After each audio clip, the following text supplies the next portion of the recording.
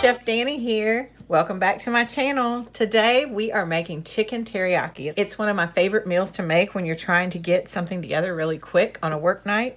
So I have some simple ingredients here. I've got the chicken breast, I've got an onion, some broccoli, and I've got some black and white sesame seeds. And then we're gonna make our own teriyaki sauce from scratch. I'm gonna show you how to make a really easy version. You could use it for chicken or fish. We're gonna use chicken today.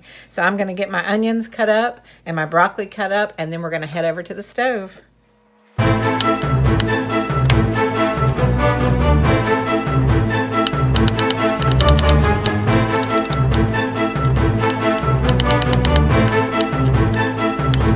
I do want to talk to you about the ginger that we're going to use today. I'm going to show you the way that I got it out of my garden. So let me move this out of the way here so I don't get any dirt on it. I grow ginger at home, and it's really easy to grow. And look at these nice ginger roots that came right out of my garden. We're going to use some of this ginger in our teriyaki today. I'm going to clean it up a little bit, and then when I come back, I'm going to cut some of that up as well. I cleaned up the ginger, and now I'm just scraping the outside skin off with a spoon. It's the easiest way to get it off. I like to keep my ginger in the freezer. It stays good for longer, and you can grate it straight from the freezer once you get it out of the garden and all cleaned up. Ginger's really easy to grow, and it blooms beautiful flowers, so that's a nice addition to your garden. I'm going to grate a little of this up. My husband's not really crazy about a lot, but you could add as much or as little as you like.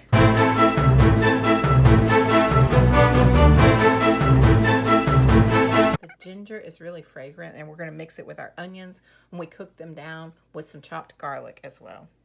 I'm just going to cut the tops off of the broccoli,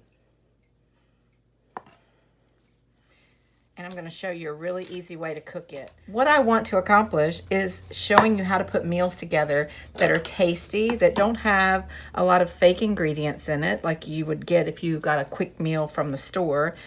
This is something that you can put together, and it's quick, it's easy. There's no long words in it that we don't know how to pronounce. It has lots of flavor, and you can do this on any weeknight.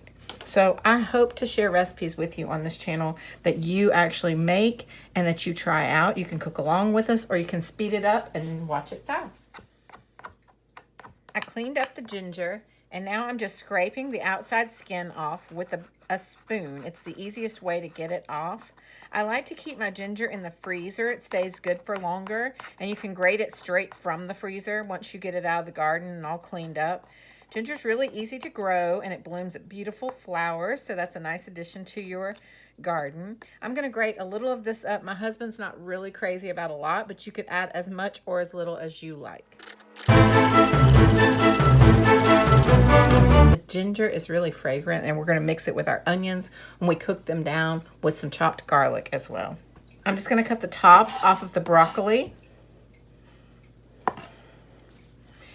and I'm going to show you a really easy way to cook it. What I want to accomplish is showing you how to put meals together that are tasty, that don't have a lot of fake ingredients in it like you would get if you got a quick meal from the store. This is something that you can put together, and it's quick, it's easy. There's no long words in it that we don't know how to pronounce. It has lots of flavor, and you can do this on any weeknight. So I hope to share recipes with you on this channel that you actually make and that you try out. You can cook along with us, or you can speed it up and watch it fast. All right, we're going to turn our pan on, and I'm using the lined cast iron pan. It really does well with conducting the heat, and it's my favorite to use. I'm going to put some extra virgin olive oil, our onions and garlic, and we're going to get that sauteing down. Now in the saucepan over to the left, I have some water boiling. We're going to do jasmine rice. So I went ahead and got 3 cups of water on to boil. Jasmine rice is 1.5 cups of water for every cup of rice. So we're going to boil the water, and then we're going to add the rice to it. I'm also going to add some butter in there as well for flavor. But jasmine rice is a very flavorful rice. All rice is grained, and it cooks at different temperatures, and it cooks with different amounts of water. So this one in particular is the jasmine. Our onions have started to cook down. So next we're going to go ahead and get our chicken in the pan. I have our chicken breasts here, and they've actually been cut in half so they're a little thinner, and that's what we kind of want for a fast meal, right? We want the chicken to cook really fast. I'm going to go ahead and salt that side, and we're going to do the secret seasoning on this side. We're going to go ahead and cook off our chicken, and then I'll make my sauce in the same pan. You can be pretty liberal with the secret seasoning. If you don't have secret seasoning, you can order it from my website at Chef Danny Cooks, or you can get it from me at the market on the weekends. If you are watching where you can't get the secret seasoning, then you can substitute some garlic and some onion, but it's not going to be quite the same. So I recommend ordering some. I'm going to go ahead and put the seasoned side down into the pan on top of the onions. Flavor as we're cooking, and we're going to leave it alone. The thing about chicken when you're cooking it, when you put it in the pan, you need to let it rest. If you try to move it around a lot, you're going to tear it. So let's let it just sit there and hang out. I'm going to season it in just a minute, but I noticed that our water is boiling. And because our water is boiling, that means we're ready to add our rice over here. Now I put 3 cups of water, so we're going to do 2 cups of the jasmine rice. Oh, that chicken smells so good already. All right, so jasmine rice takes 12 minutes to cook, and with our meal, we're also having broccoli. So I take the broccoli and put it right in with the rice.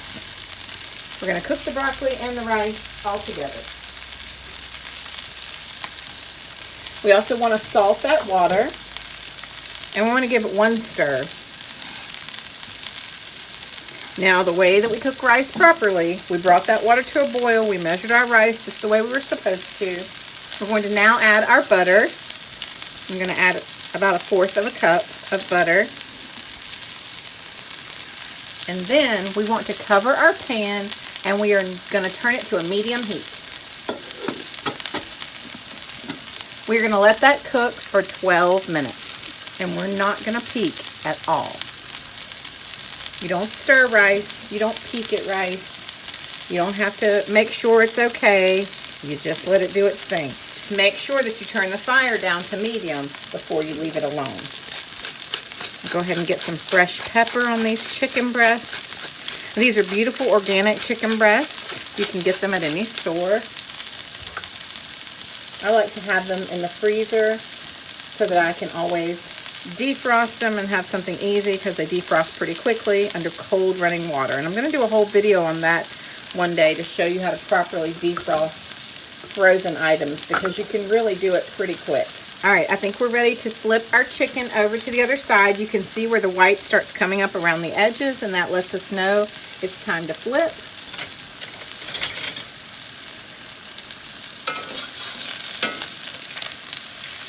Getting some nice color on there. Our pan is good and hot, and that's what we want. So we're going to make our teriyaki sauce in this same pan, because we're getting flavor in the pan right now from the chicken, and we're going to use that to make our teriyaki sauce so everything kind of tastes the same. We're building flavors as we go along, but also it's less to have to wash at the end, right? We don't want to have a kitchen full of dishes when we just worked all day. So we're going to do it in the same exact pan. Now, after the chicken is cooked, I'm going to take it out of the pan and let it rest while we do our teriyaki sauce. Our rice will be ready in 12 minutes, and then we'll put the whole meal together. Our chicken's been cooking, and it's almost done. You see how we're building up a lot of fond on the bottom of the pan. I'm going to add a little bit of water to that pan to help that fond come up off the bottom of the pan. That fond is flavor, and we want all of that flavor in our sauce.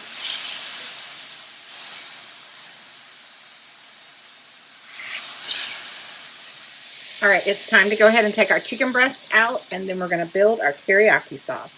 We're just going to get them out and set them on a plate just to let them rest. You can cut them up into slices if you'd like when you put them back into the sauce, or you can put them back in whole.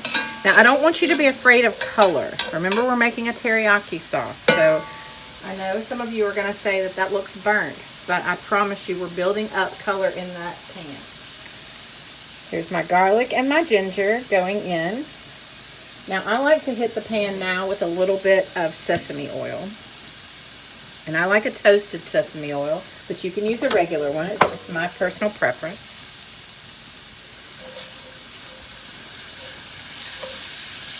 And then we're going to deglaze the pan one more time, but this time we're going to do it with soy sauce to build our sauce. And I mix the soy sauce with a little bit of either orange juice or pineapple juice for some sweetness. This is the way that I like to make this teriyaki, and it makes a delicious teriyaki. So we want 1/3 of a cup of soy sauce. I'm going to go ahead and put that in the pan. And then we want 1 full cup of the orange juice or pineapple juice, or you can use water.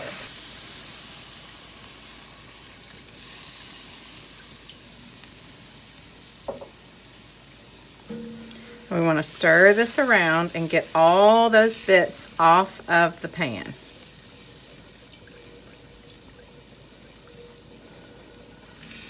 This is called fond. Remember, fond is flavor. Fond is where all of our flavor comes from. All right, we're going to let that cook for just a minute. I'm going to get some brown sugar to add to the pan. All right, we're going to add the brown sugar to the pan. It's going to be about 2 tablespoons of brown sugar. We have some sweetness already from the juice that we used. And like I said, that's optional. It's just something that I like to use. The thickening of the teriyaki sauce is also optional. And that timer that you hear is our rice. I'm going to go ahead and turn the timer off and turn the rice off, but I'm still not going to look at the rice and the broccoli. Still want to leave it and let it sit while we're finishing up our sauce. All right, so thickening up the teriyaki sauce, as I said, is optional. We can thicken it up with a slurry, and a slurry is made with cornstarch, and it's made with a little bit of water, cornstarch and water, and then we can thicken up our teriyaki sauce.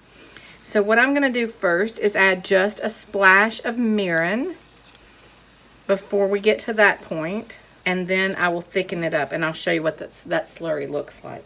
All right, just a splash of the mirin, and mirin is a sweet rice seasoning. It's actually a rice vinegar. But what we usually use, we use mirin in a lot of Asian foods, but we also use mirin when we make sushi rice. This is the thing that makes rice sticky. A little bit of rice vinegar on there. All right, I'm going to go ahead and make my slurry. I put a teaspoon of cornstarch and about 1.5 teaspoons of water, maybe 2 teaspoons.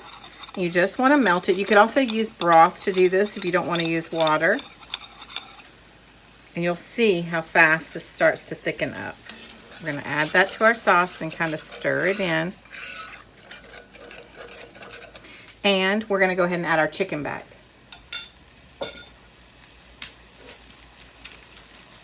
Right back into the pan to get all those flavors together. You can see our sauce is starting to bubble, and the bubbles look really thick now. Not thin like they were before. This is a beautiful teriyaki sauce. Look at that. The thickness of it, the color of it, it's really nice. You can also cool this down and keep it in the fridge if you'd like to do that. But see, that color from the pan helped us to get a nice rich color on our teriyaki sauce. So we really needed that color. All right, now while that's finishing up, I am going to show you what the rice looks like with the broccoli cooked. So now we'll take our lid off. And you can see that the rice has steamed with the broccoli. All the rice is cooked perfectly. We didn't look at it. We let it cook for 12 minutes. So we're going to serve this on the bottom of the plate with our chicken teriyaki on the top. And that is our chicken teriyaki meal. I'll add a picture at the end of the video of what it looks like plated. But that was a simple meal to put together. If you like this video, you might like some of my other videos. So please like and share this video. You can join us over on my Patreon page for more videos. And I hope to see you next time. Thanks for watching.